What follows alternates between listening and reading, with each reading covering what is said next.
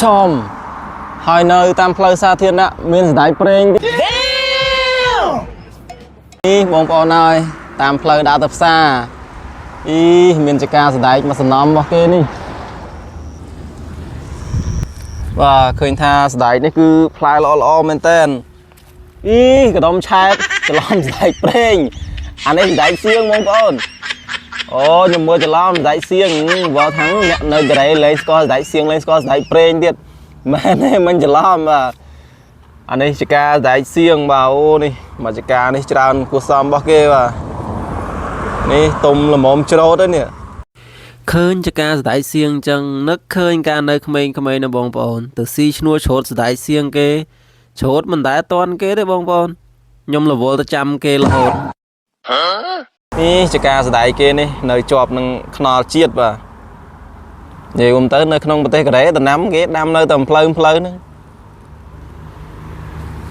ឃើញថាផ្លែល្អមែនតើបាទនេះអូនេះអត់ទាស់មកនេះអានេះល្មមស្ងោនេះល្មមស្ងោអានេះចង់ជ្រុលស្ងោហើយអានេះឡើងទុំហើយល្មមច្រូតទេហ្នឹងនៅស្រុកនេះគឺអែមមែនតើបាទនេះខ្ញុំរៀបចំដើរទៅផ្សារបាទហើយឃើញចកាស្ដាយនេះវាល្អពេកក៏ចូលមើលទៅមកនេះគាត់ថាផ្លែល្អមែនតើបាទនេះផ្លែច្រើននេះមកចកានេះបាទធំល្វឹងល្វើយមកនេះឥឡូវចិត្តដល់ខែត្រជាក់ហើយបាទទៅទៀតគេល្មមច្រូតហើយនេះនៅស្រុកគេនេះគឺចង់និយាយថាដំណាំគេគឺនៅតែផ្លូវនេះខ្នល់ជាតិនៅតែហ្នឹងចកាស្ដាយនៅហ្នឹងបាទនៅខាងស្រុកខ្ញុំវិញបើសិនជាដំណាំនៅជាប់ផ្លូវអញ្ចឹង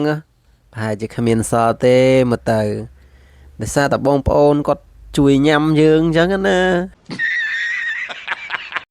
បាទហើយបើសិនជាបងប្អូនបានទស្សនាវីដេអូរបស់ខ្ញុំហើយសូមកុំភ្លេចជួយចុច like ជួយ subscribe ជួយជាវផងដល់បងប្អូនណា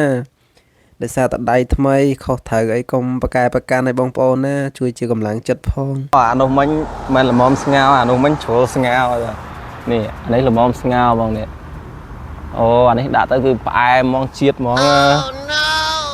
អូផ្លែអត់តោះនេះ